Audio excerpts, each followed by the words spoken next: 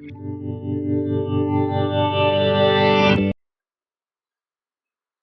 শিশু নির্যাতন দমন আইনে বেশ কিছু নতুন সংশোধনী এসেছে। তার মধ্যে একটি গুরুত্বপূর্ণ সংশোধনী হলো থানায় মামলা নেওয়ার যে প্রক্রিয়াটা, যে বিষয়টা অনেক সময় দেখা যায় যে ভিকটিম নিজে বা তার পরিবার থানায় থানায় ঘুরে নানা রকম পারিপার্শ্বিক বা সামাজিক প্রভাবের কারণে বা অনেক সময় থানাগুলো মামলা সরাসরি নিতে চায় না।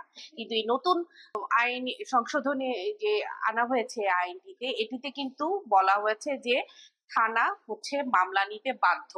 শুধু তাই না, যদি ভিকটিম যে এমন কোনো নিকটবর্তী সে যেখানে আর কি নির্যাতিত হয়েছে তার আশেপাশে বা নিকটবর্তী কোনো থানায় গেল, অথচ সেই থানাটা উপর্যুপরি এখতিয়ারাধীন থানা না, তারপরও কিন্তু যে থানায় ভিকটিম যখনই যাবে তখনই সাথে সাথে সেই থানা মামলাটি অভিযোগ গ্রহণ করতে বাধ্য থাকবে।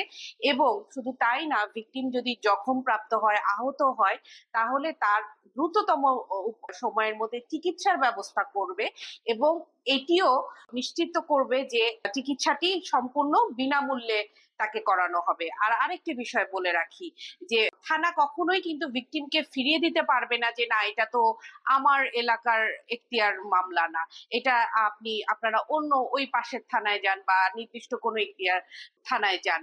সুতরাং সারা বাংলাদেশের যে কোনো প্রান্তে ভিকটিম যদি যে অভিযোগ দায়ের করেন, এখন থেকে থানাগুলো নারী শিশু নির্যাতন দমন আইনের এই অভিযোগগুলো নেওয়া বা এফআইআর গ্রহণ করা, এগুলো করতে কিন্তু তারা বাধ্য থাকবে।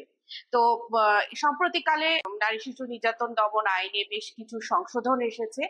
আমি আর কি ধারাবাহিকভাবে আপনাদেরকে যে গুরুত্বপূর্ণ যে সংশোধনীগুলো এসেছে এগুলোর আপডেট দিতে থাকবো বিভিন্ন ভিডিওর মাধ্যমে। সম্প্রতি আমাদের নারী শিশু নির্যাতন দমন আইনে বেশ কিছু সংশোধন এসেছে, কিছু ধারায় সংশোধন হয়েছে এবং বিচার পদ্ধতিতেও কিছু সংশোধন আনা হয়েছে। তো তার মধ্যে একটি উল্লেখযোগ্য পরিবর্তন হলো এই আইনের 11 গ ধারায় যে যৌতুকের জন্য স্ত্রীকে যে মারধর বা সাধারণ জখম করা হলে সেই মামলাগুলো সরাসরি, যেমন আগে নারী ও শিশু নির্যাতন ট্রাইব্যুনালে এই মামলাগুলোর ট্রায়াল বা বিচার সম্পন্ন করা হতো, কিন্তু এই সংশোধন আনার ফলে এই মামলাগুলোর ট্রায়াল কার্যক্রম বা নিষ্পত্তি সেগুলো হবে জুডিশিয়াল ম্যাজিস্ট্রেট কোর্টে। তার কারণ হলো এটি একটি খুবই অল্প সাজার মামলা এবং আপোষযোগ্য। অনেক ক্ষেত্রেই এই মামলার মাঝপথে যেই দুই পক্ষ আপোষ হয়ে যায়, সুতরাং ট্রাইব্যুনাল, নারী শিশু নির্যাতন দমন ট্রাইব্যুনাল যেহেতু একটি জেলা জজ সমমানের আদালত, তো এখানে স্বাভাবিকভাবেই অনেক গুরুত্বপূর্ণ মামলার নিষ্পত্তি এবং বিচারিক কার্যক্রম হয় এবং এই মামলার জট প্রত্যেকটা ট্রাইব্যুনালে প্রচুর।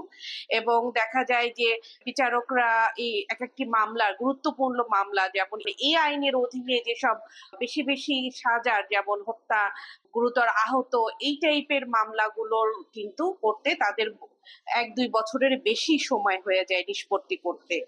এবং দেখা যায় যে ভিকটিমরা দাঁড়ে দাঁড়ে ঘুরে ঘুরে এবং বছর ঘুরে যান কোর্ট কোর্ট ঘুরতে।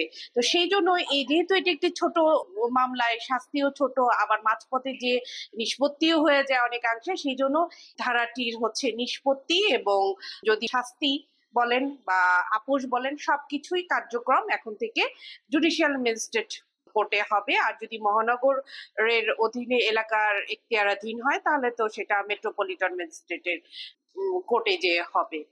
তো আশা করি এরপরে আমি আরো কিছু, যে এই আইনে বেশ কিছু নতুন নতুন আরো সংশোধনী এনেছে, আমি পরবর্তী ভিডিওতে আপনাদের আপডেট জানাবো। ধন্যবাদ।